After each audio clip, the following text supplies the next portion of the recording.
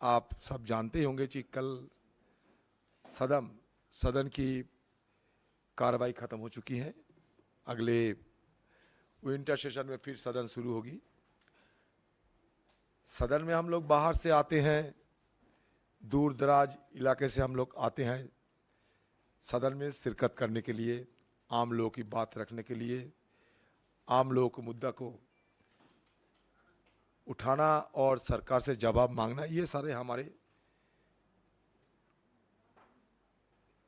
जिम्मेदारी होती है। इसी के चलते हम सदन में आते हैं। इसलिए अब सब जानते होंगे कि शुरू के दिन से देश की प्रधानमंत्री नरेंद्र मोदी जी को हम लोग ये गुहार लगाते आए थे कि मणिपुर की आज की जो हालात, ये हालात बड़ा गंभीर होते जा रहे हैं और देश की प्रधानमंत्री होने के नाते हमारे देश के प्रधानमंत्री जी को यह जिम्मेदारी भी बनते हैं कि मणिपुर के मुद्दे को लेकर सदन में वो बात रखें। ज्यादा तो हम मांग नहीं किए थे, सिर्फ 2 टुक मणिपुर के बारे में बोलने के लिए हमारी तरफ से मांग सदन शुरू होने का पहले से ही हम उठा रहे हैं। ऐसा नहीं कि हम मोदी जी से ये उम्मीद करते हैं कि सदन शुरू होते ही उन्होंने कम से कम मणिपुर के बारे में 2-4 बात रखे और हम सदन शुरू कर दें। बस मतलब इसमें साफ है कि हम सदन चलाने के लिए ही सदन में आए और सही ढंग और सुचारू रूप से चले, इसलिए प्रधानमंत्री मोदी जी को दरखास्त भी किए। लेकिन हमारे बात को जब टालते गए तो हमें भी अपना देश की प्रधानमंत्री को संसद में आने के लिए उपाय भी ढूंढते रहे और ढूंढते अंतिम औजार जो हमारे संसदीय व्यवस्था में होते हैं, अविश्वास प्रस्ताव लाए। क्योंकि कम से कम प्रधानमंत्री जी सदन में आके बात तो रखे। तो बस यही आपने देखे हैं, रूल 198 के तहत ये होते हैं हमारे ये अविश्वास प्रस्ताव की चर्चा। और हमारे पार्लियामेंट की ये परंपरा होते हैं कि जब तक अविश्वास प्रस्ताव पे चर्चा खत्म नहीं होते तब तक बाकी जो बिल वगैरह है उसको पारित नहीं किया जा सकता। मैंने उदाहरण के तहत आपको बताना चाहते हैं कि 1978 ऑपोजिशन लीडर थे स्टीफन साहब, प्रधानमंत्री मोरारजी देसाई शायद 10 या 11 मई को सदन में अविश्वास प्रस्ताव लाए गए थे। उसी दिन, मतलब जिस दिन सदन प्रस्ताव अविश्वास प्रस्ताव लाए गए थे, उसी दिन सदन में अविश्वास प्रस्ताव के बारे में चर्चा भी शुरू हो गई थी। इसका नतीजा क्या निकला? बाकी सदन सही ढंग से सुचारू रूप से चले। मुझे लगता था कि हमारे पार्टी को, सारे विपक्ष को, हम सबको एहसास तो थी कि देश की प्रधानमंत्री चांद से लेकर चीता तक हर चीज में बात रखते हैं, तो भला मणिपुर क्यों? कोई भी मुद्दे पे देश की विपक्ष के सारे विपक्ष जब मांग करते हैं, विपक्ष की मांग को सम्मान देते हुए वो भी हमारे लिए और देश के लिए, मणिपुर के लिए कुछ बात रखेंगे। ये तो हुआ ही नहीं, लेकिन इसके उल्टा हुआ। जैसे कि हमारे परंपरागत जो तरीका है सदन के अंदर कि अविश्वास प्रस्ताव लाने से और कोई चर्चा नहीं होना चाहिए जब तक अविश्वास प्रस्ताव की चर्चा खत्म ना हो। लेकिन आज की सरकार ने सारे परंपरागत जो तरीके थे, रीति रिवाज जो भी थे,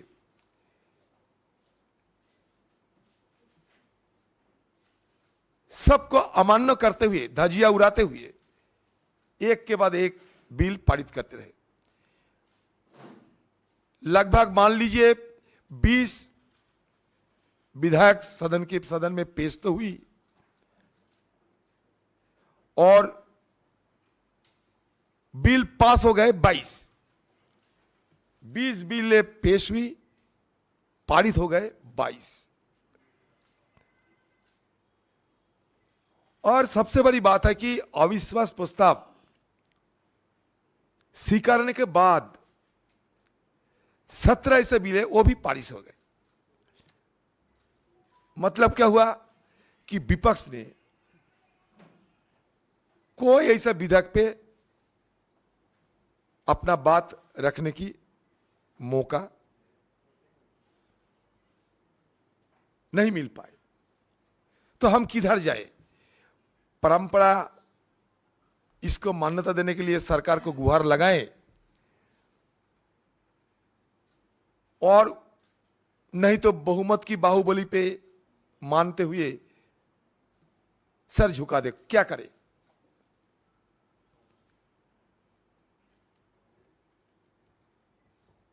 तो इसमें सारे जो इंडिया अलायंस, उन्होंने यह फैसला किया था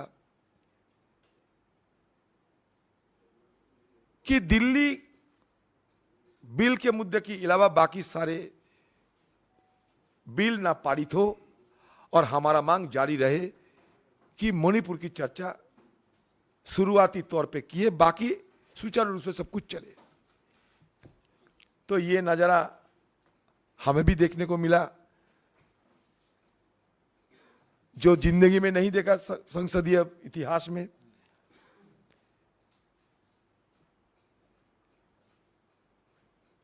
कि भले ही अविश्वास प्रस्ताव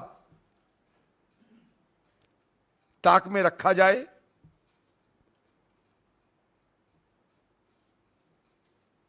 और बाकी सारे बिल को पारित किया जाए, हमारे ना बचे परंपरा, ना बचे हमारे सदन की रीति रिवाज। फिर देखते देखते सदन भी खत्म हो गए। तो ये बड़ी दुख की बात है कि इतने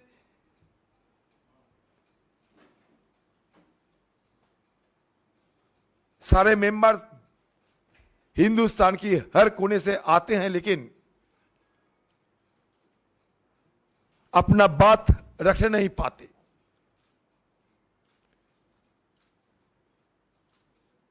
फिर सदन खत्म हो जाते। दिल्ली में तो हमारे कोई सरकारी दफ्तर नहीं है कि यहां रहे, घूमे, चले, काम करे, जैसे कि सत्तारूढ़ पार्टी के लोगों के है।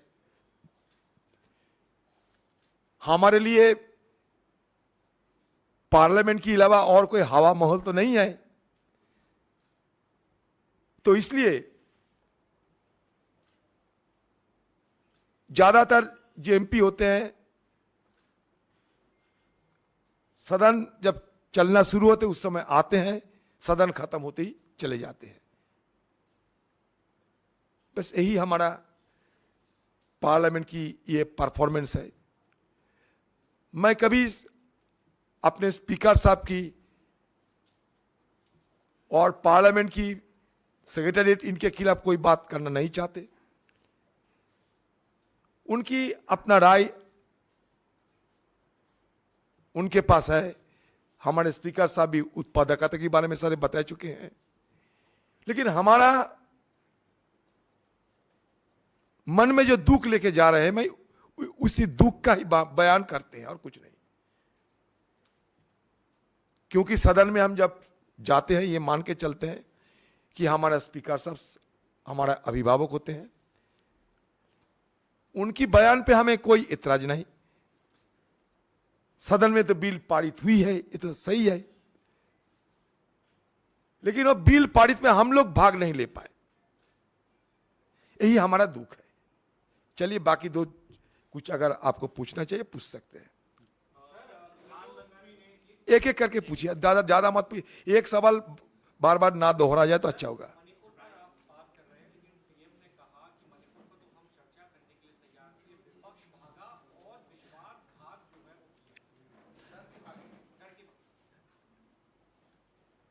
सबसे पहले बात तो यह है कि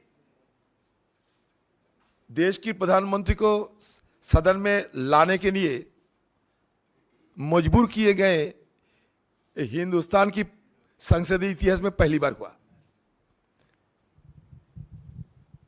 कि जिस प्रधानमंत्री सदन में प्रवेश करते ही मंदिर समझकर अपने माथा टेका था, वो दृश्य सबको याद होंगे जरूर। उन्होंने ही मंदिर आने में एतराज करते रहे और हमें कोई इच्छा नहीं रहते हुए भी देश की गंभीर समस्या के बारे में सदन में बात रखने के लिए और चर्चा शुरुआत करने के लिए हमें बुलाने पड़े। और खासकर जब वो लीडर ऑफ द हाउस है, हाउस के नेता है, 2 घंटे गुजर चुके हैं, सोचा कब बोलेंगे मणिपुर। बार बार सदन में हम लोग गुहार लगाते हैं, ये पीएम साहब मणिपुर के बारे में आप बोलोगे या नहीं? कम से कम तो ये बोलना चाहिए था कि हां बोलूंगा, आप रुको, वो भी नहीं कहे। अगर किसी के घर पे आप जाएं, आपको प्यास लगे, एक गिलास पानी मांगे और पानी नहीं मिले तो क्या करें? बाहर जाके तो पानी पीने जाने पड़ते। तो हम भी क्या करें? 2 घंटे से बार बार ये मांग करते रहते हैं कि मणिपुर में आप बोलोगे, मणिपुर में बोलेंगे, मणिपुर में बोलिए। सिर्फ सारे विपक्ष ने, और ये भी मैंने देखा कि सत्तापक्ष की मंत्री कहिए, नेता कहिए, वो भी बैठे बैठे खस्ता होकर, थके हुए, छोटे मोटे नींद भी लेते रहे, मतलब नैप की तरह, छोटे मोटे, गंभीर निद्रा नहीं बल्कि छोटे मोटे निद्रा भी लेते रहे। आप सारे विजुअल देख लो, पता चलेगा। लेकिन हमारी तरफ से सारे विपक्ष ने बड़ी उम्मीद लेके बैठे थे। कुल मिलाकर हमें बाद में पता चले कि प्रधानमंत्री जी और एक रिकॉर्ड शायद तोड़ने वाला है कि हिंदुस्तान के कोई प्रधानमंत्री 2 घंटे से ज्यादा सदन के अंदर भाषण तो नहीं दिए। पता नहीं, रिकॉर्ड करना ही हमारे देश के प्रधानमंत्री को आते तो हैं, बहुत सारे रिकॉर्ड किए हैं। रिकॉर्ड के बारे में सदन के अंदर में भी हमें गिनाया क्या क्या रिकॉर्ड किया। लेकिन यह भी एक रिकॉर्ड हुई कि जिस मुद्दे को मेन फोकस करके सारे विपक्षों ने शुरू से गुहार लगाते आ रहे थे, विपक्ष को, वो मुद्दे को प्रधानमंत्री मोदी जी ने सिर्फ 3 मिनट की वक्त दिया। जब उनकी भाषण ही 2 घंटे, मान लो 2.25 घंटे तक चली, और सारे विपक्ष को की जो मेन मुद्दा थी उसमें उन्होंने सिर्फ 3 मिनट समय बिताई। तो इसके आप खुद पता कर लो हमें और क्या करना चाहिए था।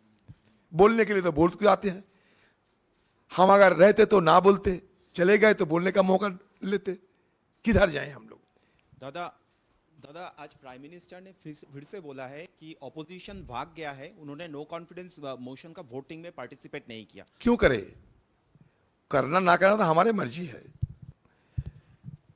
1963 में भी जवाहरलाल नेहरू के खिलाफ नो कॉन्फिडेंस हुई थी, इंदिरा गांधी के खिलाफ, नरसिम्हा राव जी के खिलाफ, अविश्वास प्रस्ताव की कमी नहीं थी। 28 ऐसा अविश्वास प्रस्ताव संसद में लाए गए थे। कोई ऐसा अविश्वास प्रस्ताव नहीं है जिसमें कोई सरकार गिरे हैं आज तक। तो ये मैंने उस दिन भी कहा, सरकार गिराना ये हमारे हाथ में नहीं है, क्योंकि अब बहुमत है, लेकिन मुद्दा हमारे हाथ थे। वो मुद्दे पे आप आओ, मुद्दे पे नहीं आए, वो बहुमत पे गए, फैसला ही हुई है। वो बोलने में आए, ये बोलेगा हमें जानकारी थे, आज नहीं तो कल यही बोलेंगे। और हम भी ये पहले ही बोल दिया था कि ये सरकार को गिराने की हालत में हम नहीं आए, लेकिन हमारा जो आशंका है देश के लिए, आम लोगों की जो चिंता है, वो चिंता के बारे में सदन में हम अपना बात रखना चाहते हैं, और आप इसको जवाब दिया करो और शुरू करो। दादा आपका जो भाषण था, दादा आपका जो भाषण था लोकसभा में, उसमें आपका जो एक्सपंज हुआ, आपने राजा को अंधा कहा था, वो अंधा वर्ड एक्सपंज हुआ है, और प्रधानमंत्री नीरव मोदी के जैसे नीरव होकर बैठे हुए ये आपने कहा था, ये एक्सपंज हुआ है। क्या आपको लगता है कि इसमें कोई गलती, आपको भी लगता है कि नहीं थी कोई गलती? मुझे तो कोई गलती नहीं लगते।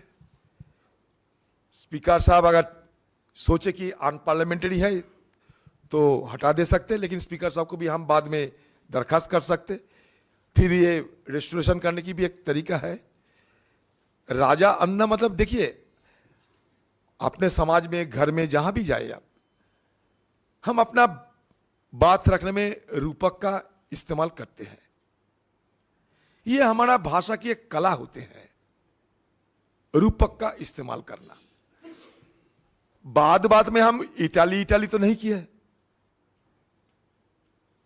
इटाली करने का मतलब क्या होते हैं, बखूबी सब समझ पाते हैं, लेकिन हमें रूपक के मुताबिक, अपना घर में भी आप बोलते हो कि कब तक कुंभकर्ण की नींद, कब तक अंधे राजा। अगर जेब से ज्यादा पैसा खर्च करोगे तो लोग कहेगा हरिश्चंद्र बन जाओगे, तो क्या करें हम, किधर जाए। तो अगले दिन में ऐसा हो सकता कि हमारे देश की सरकार ये भगवा व्याकरण भी बना सकते, कि कौन सा भाषा, भगवा शब्दावली भी बना सकते, नया डिक्शनरी बनेगा हिंदुस्तान में, कि सत्ता पक्ष में रहने से सब भाषा का इस्तेमाल किया जा सकता, लेकिन विपक्ष रहने से आपको ध्यान रखने पड़ेगा कौन कौन सा भाषा इस्तेमाल करने की इजाजत है ही या नहीं। इसका एक डिक्शनरी निकालना चाहिए। ये सत्ता पक्ष रहो, सब कुछ आजादी है, विपक्ष में रहो, हमारे निर्देश पे चलना चाहिए। इसलिए भाषा तुम अपने मर्जी माफिक नहीं, अपने मन की व्यथा को, आपकी मन की चिंता को व्यक्त करने के लिए नहीं, ऐसा भाषा इस्तेमाल करना चाहिए कि कभी एनडीए, बीजेपी और आरएसएस वालों को ठेस ना पहुंचे। यही तो है। कह दीजिए, सारे यहाँ विद्वान व्यक्ति हैं, कह दीजिए नीरव का मतलब क्या होते हैं, बताओ, आप खुद बताओ। मैं बंगाल से आता, मान लो भाई कुछ नहीं जानते, उतने उन लोगों के जरा ज्ञानी तो नहीं हूं, लेकिन नीरव की मतलब क्या होता है, किसी को आहत करने के लिए, चोट देने के लिए, किसी के दुख देने के लिए मैंने ये नहीं इस्तेमाल किया। शुरू के दिन से ही मैं कह रहा हूं, कोई ऐसा हमारा मकसद नहीं रहते कभी, लेकिन अपना भाव को व्यक्त करने के लिए,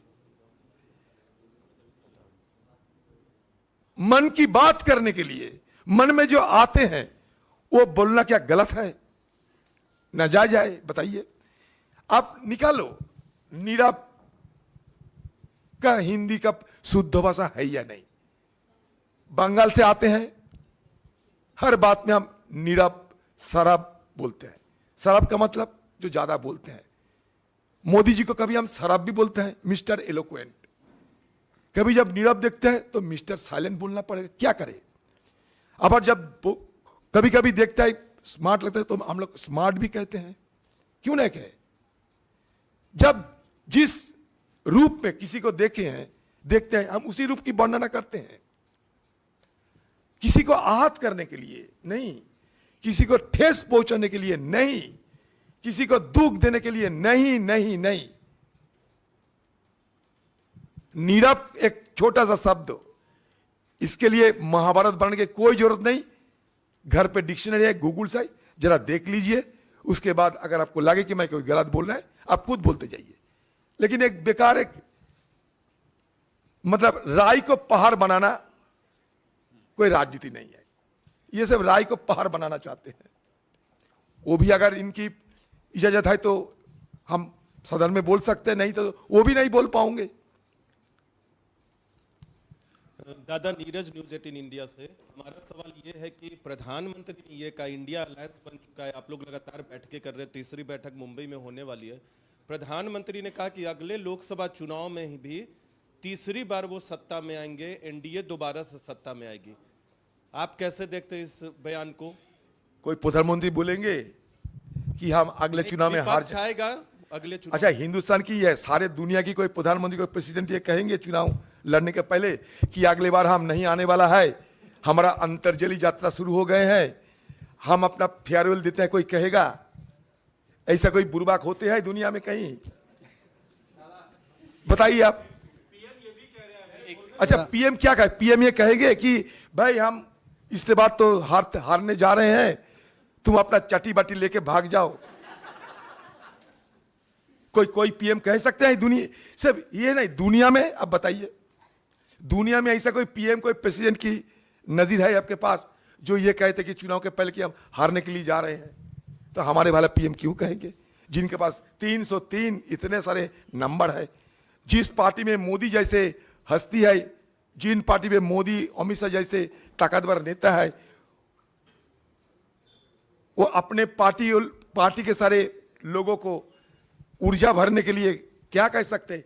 यही कह सकते। मैं तो कहे 3 बार नहीं है, 300 बार आई है, हमें कोई आपत्ति नहीं है इसमें। अगर देश की जनता चाहते 300 बार आ सकते, कोई इसमें आपत्ति नहीं, तो हमें क्या लेना था। लेकिन हम तो ये सरकार को सत्य से निकालने के लिए एकजुट हो रहे हैं। कभी एनडीए की एकजुट हो रहे थे, कभी एनडीए तो एकजुट बीजेपी पार्टी की, कभी विश्व हिंदू परिषद से, कभी भारतीय जनसंघ थे, कभी बीजेपी पार्टी बने, धीरे धीरे एनडीए बने। इसका मतलब क्या होता है? मतलब ये साफ निकलता है कि मोदी जी को इंडिया सब पसंद नहीं होते हैं। इसलिए पसंद नहीं होते हैं कि मोदी जी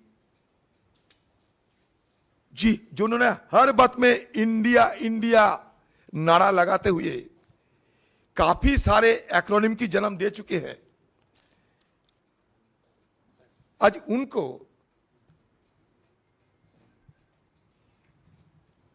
उनको इंडिया नाम पे असहज महसूस होते हैं, ये मैं जरूर कहूंगा। नहीं तो इतने सारे ताकतवर है मोदी जी, देश की सबसे बड़ा शक्तिशाली पुरुष है, एक इंडिया नाम को लेकर इतने बार उनको कहने की क्या जरूरत है? कभी कहते हैं मैं 400 सीट लेके आऊंगा, अरे सब सीट लेके आओ, कोई हर्जा नहीं, लेकिन इंडिया नाम में आपका आपत्ति क्यों है? कभी कहते हैं इंडियन मुजाहिदीन, कभी कहते हो ईस्ट इंडिया कंपनी, जब पुछाते हैं कहते हो कि startup India, make in India. आप जब कहते हो इंडिया तो अच्छा लगता है, हमें इंडिया बोलने में आपको बुरा लगता है, मतलब इंडिया को खुद आप पसंद नहीं करते। अभी तो भारतीय शब्द लाना शुरू हो गए। जब से हम इंडिया की बात करते रहे, इंडिया को टक्कर देने के लिए भारतीय शब्दों का इस्तेमाल होने लगे। अभी इंडिया और भारत में मोदी जी चुनाव लड़ेंगे, लेकिन हमारा संविधान तो ये कहते हैं Bharat that is India, A union of states. Bharat और इंडिया में कोई फर्क नहीं, लेकिन फिर भी ये फर्क करना चाहते हैं। दादा सोमनाथ संबाद प्रतिदिन। दादा पिछले बार जब ये अविश्वास प्रस्ताव आया था तभी मोदी जी ने बोल दिया था कि 2023 में फिर से ये आएगा। क्या आपको लगता है कि ये उनका सोचा समझा प्लान है? उनको पता था पहले से कि 2023 में मणिपुर जलेगा, ये एकदम वेल प्लान होगा, कुछ ऐसा है? ऐसा मैं नहीं कहना चाहता। देखिए, देश की एक प्रधानमंत्री कभी ये नहीं चाहेगा कि एक देश जले, मणिपुर जले, और मणिपुर जलने के पीछे इनका कोई मदद हो, ऐसा मैं नहीं कहना चाहता। बेबुनियाद और आधारहीन बात मैं करना नहीं जानते, लेकिन ये बात जरूर कहूंगा कि मणिपुर की हालत को संभालने नहीं सके अब तक। जल रहे हैं तो जल रहे हैं, ये मैं जरूर कहना चाहते हैं। क्योंकि आप अगर ढंग से देखोगे, उस दिन की जो अमित शाह जी की भाषण थी, उसमें उन्होंने ये कह रहे थे कि बाफर जोन में मैं अपना सेना को तैनात कर दिया। मान के चलिए बात, ध्यान से सुनिए। बाफर जोन में हमारे सेना को तैनात कर दिया, सुरक्षा बलों को तैनात कर दिया। मतलब क्या होता है? बाफर जोन का मतलब क्या होता है? दोनों तरफ संघर्ष होते हैं, बीच में तैनाती के चलते ये रुकते हैं। इधर कुकी, इधर मैती। कुकी जोमो हमार जो है, इधर मैती। और वो खुद स्वीकारते हैं, देश की गृह मंत्री, मतलब स्वीकारते हैं कि इस तरफ कुकी लैंड है, इस तरफ मैती लैंड है। मतलब आज मणिपुर की हालात कितना बिगड़ चुके हैं कि देश की गृह मंत्री सदन में ये कहते हैं कि मैं बाफर जोन में सेना तैनात किए। ये नहीं कहते कि हमारे मणिपुर से 4,500 से 5,000 आधुनिक हथियारों लूटे गए हैं, जो कभी भी हिंदुस्तान में नहीं हुई। और 3 मास गुजर चुके हैं, फिर भी ये थामने के कोई नाम नहीं लेते हैं। तो सेना बल भेजो या सुरक्षा बल भेजो, ये हथियार बरामद करो, शांति बहाली की व्यवस्था करो, सौहार्द बनाए रखो, भाईचारा को बनाए रखो। यही तो इनका काम था। लेकिन वो बात नहीं करते हुए उन्होंने कह रहे थे कि मैं बाफर जोन में सेना तैनात कर दिया। मतलब ये एलओसी की तरह बात करते हैं। एलओसी क्या होता है? इस तरह पाकिस्तान, इस तरह हिंदुस्तान, बीच में एलओसी। बाफर जोन में वैसा ही है, एक तरह कुकी लैंड, कुकी जोमी लैंड, और दूसरी तरफ मैती लैंड। अब ठीक से पढ़ के देखो, अब सबको जानकारी लेना चाहिए इस मुद्दे पे, क्योंकि बड़ा अद्भुत व्याख्या किए थे अमित शाह जी। उस दिन मैं ये समझाने की कोशिश कर रहे थे उनको सदन के अंदर, मुझे बोलने का मौका नहीं दिया गया, तो कैसे समझाऊं? मैं भी शंका जताने की कोशिश की, इस तरीके की बयान देश की गृह मंत्री को नहीं देना चाहिए था। मैं जरूर ये कहना चाहते थे उस दिन। दादा, आज ऐसा हालत हुई है मणिपुर में कि मणिपुर के पुलिस आर्मी के खिलाफ थाने पे केस दर्ज कराते हैं। हिंदुस्तान में कहीं कब हुआ ना, कभी किसी ने देखा। सोच लीजिए आप लोग जरा, सबको सोचने की जरूरत है, क्योंकि आप या मैं जो भी हो, हम सब ये देश की स्टेक होल्डर हूं। ये देश हम सबके लिए है, चाहे कोई भी जगह कोई रहे, तो इसलिए सबको सोचना चाहिए। दादा ये सवाल इधर से है। सदन में जब अविश्वास प्रस्ताव पे चर्चा हो रही थी, तो प्रधानमंत्री और गृह मंत्री का आपके प्रति जो प्यार और स्नेह है बराबर लगातार दिखा। आपने गृह मंत्री के बयान का जिक्र किया, आपने एक इंटरव्यू दिया था हाल ही में, जिसमें आपने इंडिया गठबंधन को मजबूरी का गठबंधन बताया, और इस बात का जिक्र पुरजोर तरीके से गृह मंत्री ने अपने भाषण में किया। क्या आपको लगता है कि वाकई में मोदी सरकार को हटाने के लिए एक मजबूरी का एक पैन इंडिया प्लेटफॉर्म आप लोग बनाने जा रहे हैं, जिसको पॉलिटिकली उन्होंने हाउस के अंदर भी अपने डिबेट में भुनाया? कोई फर्क नहीं पड़ता, क्योंकि मुश्किल है आप लोग जैसे लोगों को लेकर, ये हमारे लिए प्यार है, मोहब्बत है। मैं किसी प्यार और मोहब्बत की और विपक्ष रहते हुए किसी से ना ये मांगता ना पूछता। मैं अपना सम्मान चाहते हैं, अधिकार चाहते हैं, जो हमारा हक है। मैं किसी की प्यार और मोहब्बत की मोहताज नहीं हूं। आप जो बात रखे हैं, देखो आप भी आधा अधूरी बात रख दिए हैं चालाकी से। एक मिनट, आप मंत्री ज्योतिरादित्य सिंधिया ने क्या बोला, आप दोबारा निकाल लीजिए। अच्छा, अरे एजेंसी के एएनआई, मैं बता रहा हूं आपको। आपने उसमें ये कहा कि इंडिया गठबंधन मजबूरी का गठबंधन है। बिल्कुल कहा, मैं बता रहा हूं आपको मैं आप तो बीजेपी के सांसद की तरह बात करते हैं ना, इसलिए मैं कह रहा हूं। नहीं, मैं जवाब तो दे दीजिए। ज्योतिरादित्य सिंधिया ने ये मुद्दे उठाए थे सदन के अंदर, रिकॉर्ड पे देख लो आप क्या कहा उन्होंने।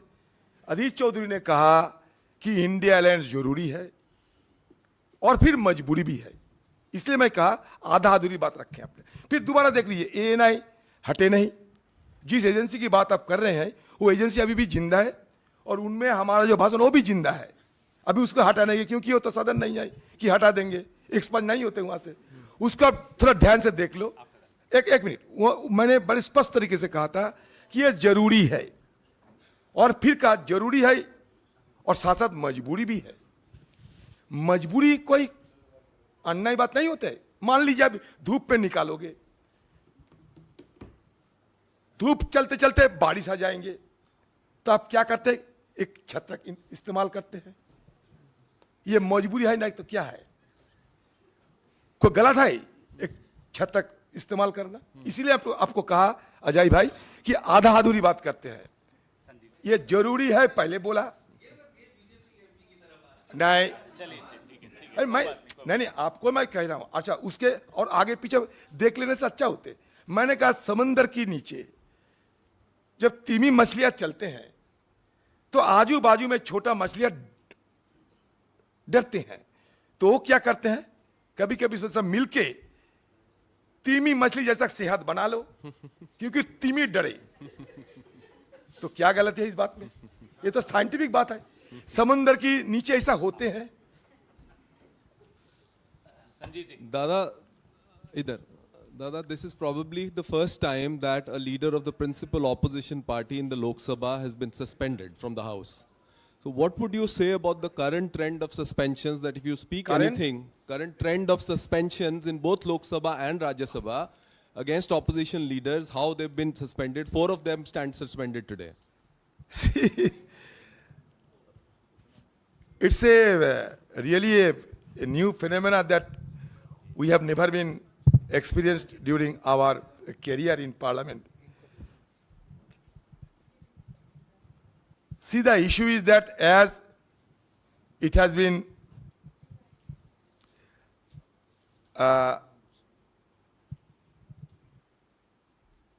issued by the Speaker Lok Sabha, I cannot disobey his order or direction or anything whatsoever. But very steadfastly and with all humilities at my command, I can say that I did not have even a remote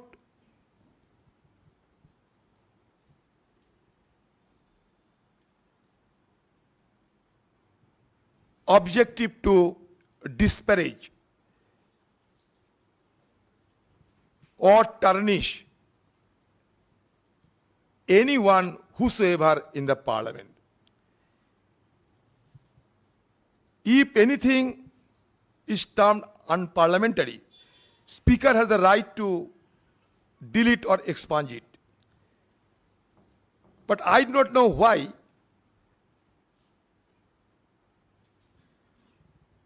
for 1 or 2 words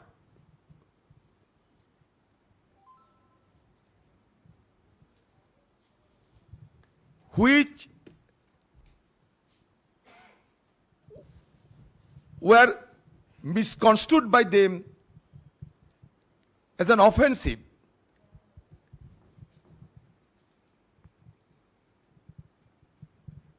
they may protest to the Speaker according to the provision of the rules and procedures enshrined in our rule book, and got those words expunged. This is the very simple formula. If anything unparliamentary, if any unparliamentary words are uttered by any member whosoever. But what I have experienced that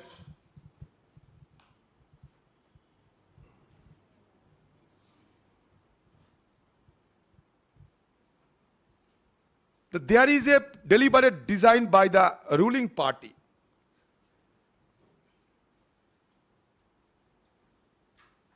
to throttle the voice of the opposition by resorting to various unsavory instruments which should not be applied on me. See,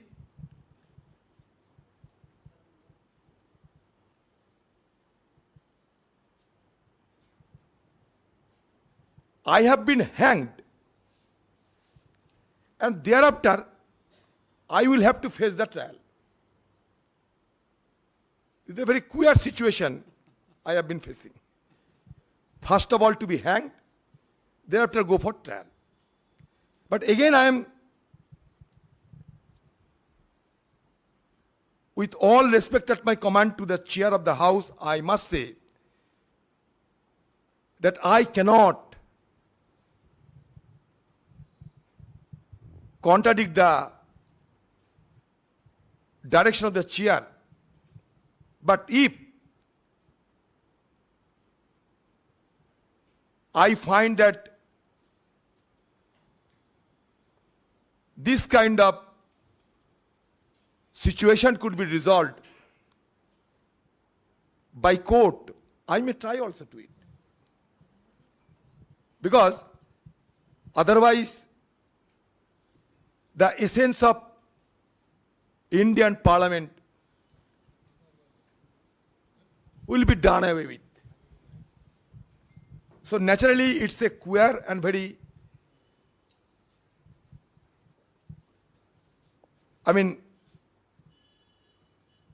precarious and as well as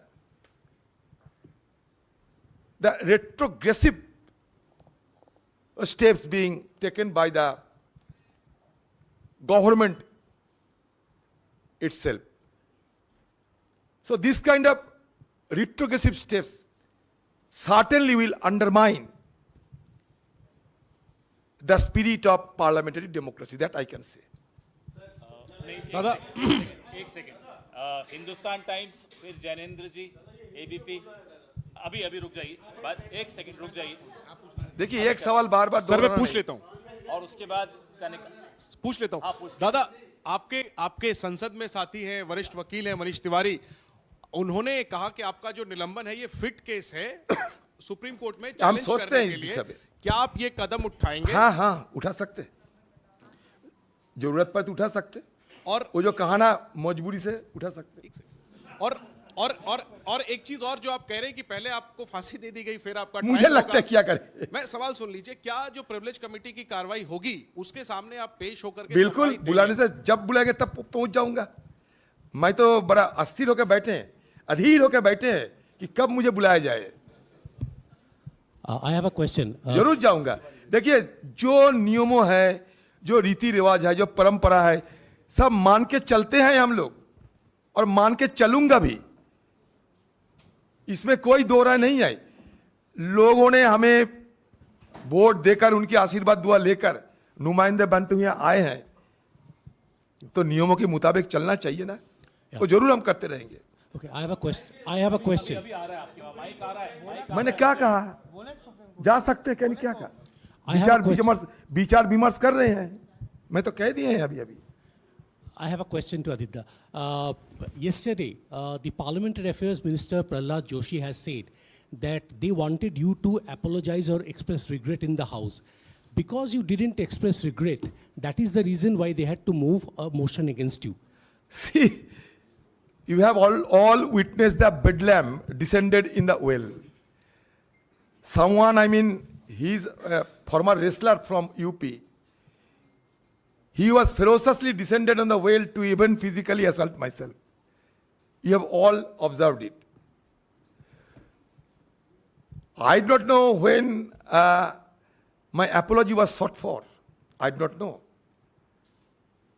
But my question is, yes, why should I beg apology?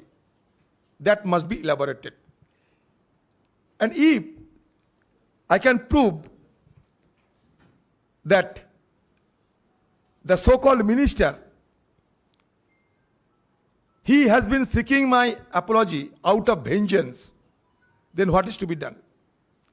I have sought apology to Mahamahim Rashtrapati ji. By default, I made a mistake, I committed a mistake, and immediately I sought an apology from her. दादा मेरा सवाल है Just a bit. So, I cannot afford to satiate the thirst of vengeance, the thirst of retaliation.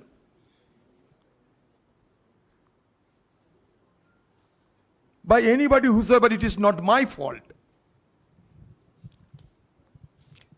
दादा मेरा नाम कनिका है, मैं सचमुच अलग से हूँ। सवाल ये है, अभी आपने कहा कि इंडिया अलायंस जो बना है वो एक मजबूत अलायंस है। आपने एक बात और जिक्र किया कि बीजेपी के पास तो मोदी का चेहरा है, अमित शाह का चेहरा है। आपको लगता है कि 2024 में जो आप लोग बोलते हैं कि इंडिया अलायंस मजबूती के साथ लड़ेगा, तो मोदी के चेहरे के और अमित शाह के चेहरे को आप लोग कॉम्पिटिट कर पाएंगे 24 में? देखते जाइए, देरी तो है।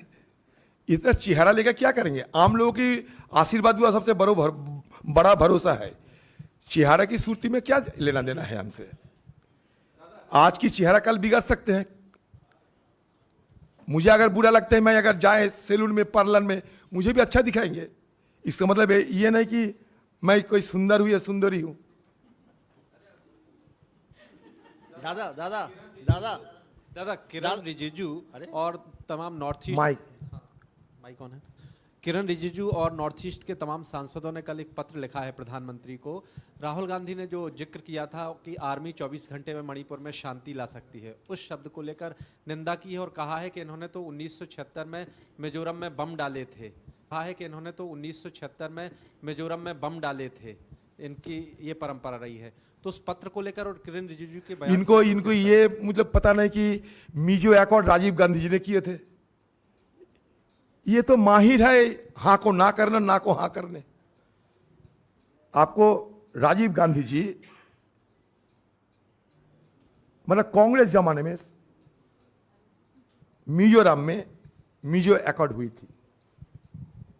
अब देखो मिजो अकॉर्ड किसने किया था? कांग्रेस जमाने में किया था मिजो अकॉर्ड। अब इतिहास पढ़ लो। अगर कहीं बम गिराना की जरूरत होती है तो हो सकते। मैं तो चाहता हूं कि लद्दाख में बम गिराओ और चीना फौज को हटाओ वहां से, चाहे क्यों ना वो हमारे देश के अंदर बमबारी हो, क्योंकि चीना फौज हमारे देश के अंदर बैठे हुए हैं। इसलिए देश के अंदर बमबारी होना चाहिए चीना फौज को हटाने के लिए। अगर कहीं मिजोरम के अंदर कोई बाहर वाले फौज के अगर घुसपैठिया होते तो बम एक बने 100 बार गिराना चाहिए था। इसमें कोई अंडर नहीं। लद्दाख में हमारे जमीन पे आके चीना फौज ने बैठे हैं। अरुणाचल में हमारे जमीन में चीना फौजों की गांव बसा लिए हैं। वहां जाके बम गिराओ। हम कभी नहीं कहेंगे कि हमारे मोदी देश के अंदर बम गिराते हैं, जरूरत पर तो गिराना चाहिए। लेकिन मिजोरम अकॉर्ड किसने किया था बताइए? लाल डेंगा के साथ किसने अकॉर्ड किया था बताइए? वो तो बात जिक्र नहीं होगा। यही तो समस्या है हमारे देश के लिए।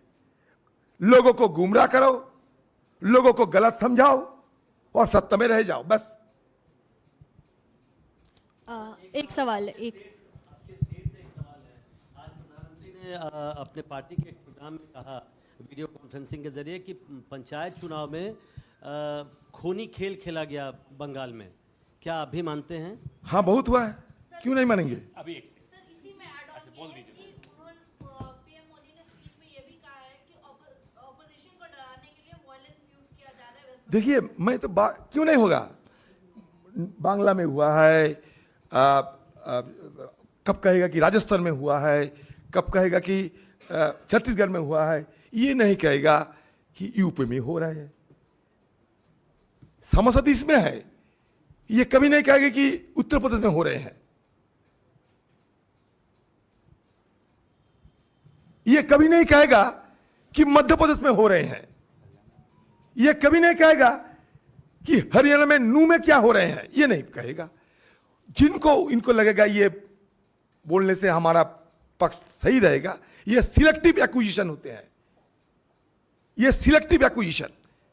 और दूसरी बात ये है कि मणिपुर के साथ बंगाल, छत्तीसगढ़, राजस्थान, ये तुलना नहीं होना चाहिए। अगर तुलना करे तो चाना बेदना में कोई फर्क नहीं रहेगा, बुलक और हिलक में कोई फर्क नहीं रहेगा, अनारस और बेनारस में कोई फर्क नहीं रहेगा। अधीर जी एक सवाल है। आप 21 जो लोग गए थे, आप विपक्ष पार्टी गठबंधन से 21 लोग गए थे, उसमें आप भी थे। तो मणिपुर को लेकर के या मणिपुर मुद्दे को लेकर के विपक्ष का अब क्या स्टैंड होगा? हमारा तो मांग यही होगा, मणिपुर में शांति बहाल हो, मणिपुर सौहार्द बने रखे, मणिपुर में भाईचारा की बहाली हो, मणिपुर के लोग शांति में अपना जिंदगी गुजार पाए। क्योंकि लोगों की वहां इतना दुख, वेदना, इतना परेशानियां हैं, आप सोच नहीं सकते। आपके लोगों के बहुत सारे साथियां मणिपुर में गए थे, दौरा किए, उन लोगों को पूछ लीजिए आप। अगर एक भी लफ्ज हम लोग ज्यादा बोलते हैं तो आप आके जो मर्जी हमारे खिलाफ बोलते रहो। ये ह्यूमैनिटेरियन डिजास्टर, ये कोई पार्टी के मसला नहीं है, it's a disaster of humanity, it's a humanitarian disaster. भयंकर हालत, भयंकर हालत, भयंकर हालत। देखिए, मणिपुर हो, नॉर्थ ईस्ट रीजन हो, वहां की कोई भी घटना घटे, मेनलैंड इंडिया में उसका ज्यादा असर नहीं होते।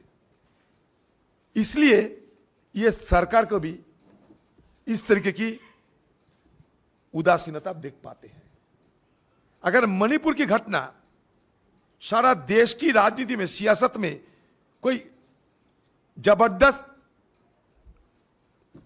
कोई प्रभाव का मसला होते तो मणिपुर के लिए सरकार भी और ज्यादा व्यस्त रहते, और ज्यादा तकलीफ उठाते, कोशिश करते। लेकिन मेनलैंड इंडिया में मणिपुर के मुद्दे को ज्यादा असर नहीं देख पाते लोग, इसलिए चुप्पी साधे हैं, इसलिए इतना उदासीनता अभी भी अब देख रहे हो। दादा, लास्ट 2 क्वेश्चन आप और उसके बाद बस हो गया। भारतीय जनता पार्टी के एक सांसद ने गृह मंत्री को खत लिखा है और कहा है कि धर्म के आधार पर जनगणना होनी चाहिए। धर्म के आधार पे जनगणना होनी चाहिए, धर्म के आधार पर। उन्होंने ये भी कहा कि अगर मुस्लिम की जनसंख्या ज्यादा है तो उसका जो है अल्पसंख्यक का जो पद है वो हटा देनी चाहिए। तो मैं क्या करूं? क्या ऐसा होना चाहिए? दादा, हाँ बोलिए। दादा प्रधानमंत्री ने 13 से 15 अगस्त के बीच हर घर तिरंगा अभियान चलाने तो पहले भी किया था, लेकिन क्या विपक्ष के लोगों को आमंत्रण मिला है इस बारे में? अब तक तो नहीं मिले। हो सकता कि 14 अगस्त रात को मिल सकते, तो जैसे आ नहीं पाए, बाद में कहेंगे वो नहीं आए। और दूसरी बात, तिरंगा पताका हमसे उधार लेते हैं, मोदी ज्यादा उधार लेना चीज पसंद करते हैं। जब आरएसएस की नारा था कि भगवा ध्वज फैलेंगे, तो मोदी जी भी तिरंगा में आ गए। मतलब हमारी जो बात वो अभी मानने लगे हैं, क्योंकि वो जानते हैं हिंदुस्तान में तिरंगा के अलावा और कुछ नहीं हो सकते हैं। कम से कम ये तो बात माने। एक दिन ऐसा था, तिरंगा फैलाने के लिए आरएसएस की लोग मैसूर में 22 कांग्रेसियों को हत्या किए थे। उस दिन सदन में ब्यौरा दिया था मैंने, जाके पता कर लो इतिहास में। आज तिरंगा की पूजा होते हैं, ये तब पूजा करते हैं जब इनको पुसाता है, पुसाने से पूजा होगा। नहीं तो ऐसा कह सकते कि गुड़ और गोबर, मैं गोबर हूं और मोदी गुड़ है, मोदी हमें गुड़ बनाना चाहते थे, गोबर बन गया। गोबर में भी नफरत आ गए, गाय में नफरत आ गए, और कहां जाए हम लोग? Thank you.